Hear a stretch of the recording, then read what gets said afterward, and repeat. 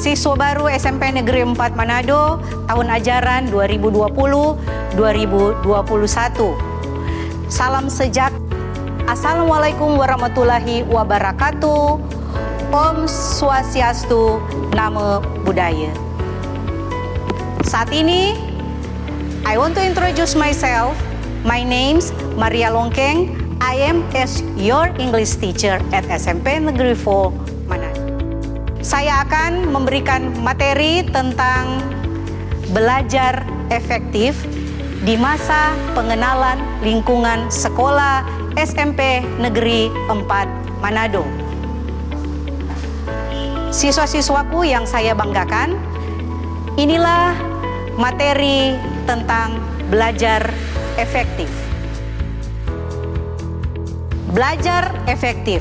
Belajar yang efektif adalah proses belajar mengajar yang berhasil guna, mampu memberikan pemahaman, kecerdasan, ketekunan, kesempatan, dan kualitas yang lebih baik, serta memberikan perubahan perilaku dapat diterapkan dalam kehidupan sehari-hari, sehingga akan dapat menghasilkan sumber daya manusia yang unggul. Tipsnya adalah, yang pertama, belajar kelompok. Ditemani oleh teman dan berada di rumah sendiri sehingga dapat lebih santai, didampingi oleh orang dewasa seperti kakak, paman, bibi, atau orang tua. Mengajak teman yang pandai dan rajin belajar, serta membahas pelajaran yang belum dipahami atau yang sudah dijelaskan guru maupun yang belum dijelaskan guru. Dan tips yang berikut adalah, tips yang kedua, rajin membuat catatan intisari pelajaran, di mana membuat catatan di buku kecil yang dapat dibawa dan dibaca dimanapun kita berada. Kita harus fokus pada pelajaran.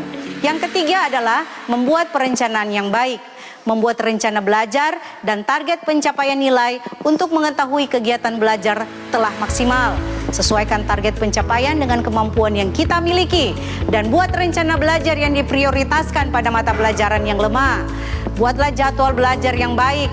Rajin membuat pekerjaan rumah atau PR, menentukan lokasi dan situasi yang aman dan nyaman untuk belajar. Tips belajar efektif yang keempat adalah disiplin dalam belajar. Bermain dengan teman atau game dapat merusak konsentrasi belajar. Cukup waktu istirahat dan makan teratur.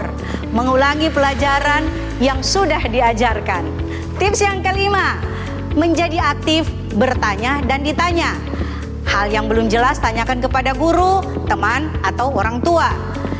Tanyalah secukupnya dan jangan bersifat menguji orang yang kita tanya. Tawarkanlah kepada teman untuk bertanya kepada kita hal-hal yang belum kita pahami. Dan siswa-siswaku, tips yang berikut, hindari belajar berlebihan. Jika waktu ujian atau ulangan sudah dekat, biasanya kita akan panik jika belum siap.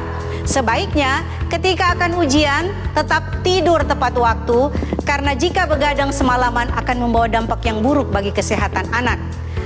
Tips yang berikut adalah tips yang ketujuh. Jadilah seorang pemimpin yang bertanggung jawab. Jujur dalam mengerjakan ulangan dan ujian. Hindari menyontek ketika sedang mengerjakan soal ulangan atau ujian. Mendengarkan penjelasan guru dengan baik. Apabila guru meminta bantuan untuk mengerjakan sesuatu, misalnya membersihkan kelas, jangan ragu untuk menerimanya. Ajak beberapa teman kelas dan pimpin mereka, jangan malu untuk bertanya. Ya siswa-siswaku, tips yang berikut adalah ikutilah kegiatan ekstrakurikuler yang kamu senangi. Kalian cari tahu kegiatan apa yang cocok dan yang kamu suka. Misalnya di SMP 4 ada kegiatan pramuka, ada palang merah remaja, ada kesenian, ada olahraga. Sehingga selain adik-adik belajar pelajaran-pelajarannya ada di sekolah, kalian juga mendapat pelajaran tambahan di luar jam pelajaran sekolah. Tips yang berikut untuk belajar efektif adalah trial and error. Manusia juga belajar dari eksperimen pribadi.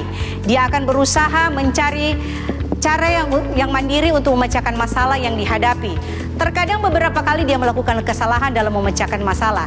Namun, dia juga beberapa kali mencoba untuk melakukan kembali. Sampai pada akhirnya dia mampu menyelesaikan permasalahannya dengan benar. Tips yang berikut adalah tips yang ke-10. Anak-anakku yang ada di rumah masih konsentrasi?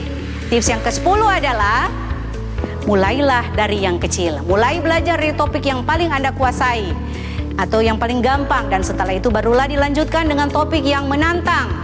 Latihan itulah kunci untuk mahir dalam suatu mata pelajaran. Semakin banyak Anda mengerjakan dan memahami soal, semakin terbiasa pula Anda dalam mengerjakannya.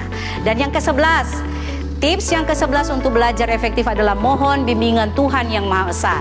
Jangan lupa berdoa menurut agama dan kepercayaan masing-masing, karena selain dari nilai religinya yang kita dapat, hal tersebut dapat membuat kita lebih fokus ketika belajar dan dapat membuat pikiran kita menjadi tenang. Tips yang terakhir adalah menggunakan media dan sumber yang relevan. Jika kita hanya menggunakan satu buku sebagai bahan patokan untuk belajar, apapun hasil yang kita dapat belum tentu itulah. Cobalah untuk mencari-cari hal yang maksimal. Untuk terkait dengan apa yang kita akan pelajari, kita menggunakan sumber dan media yang sudah ada.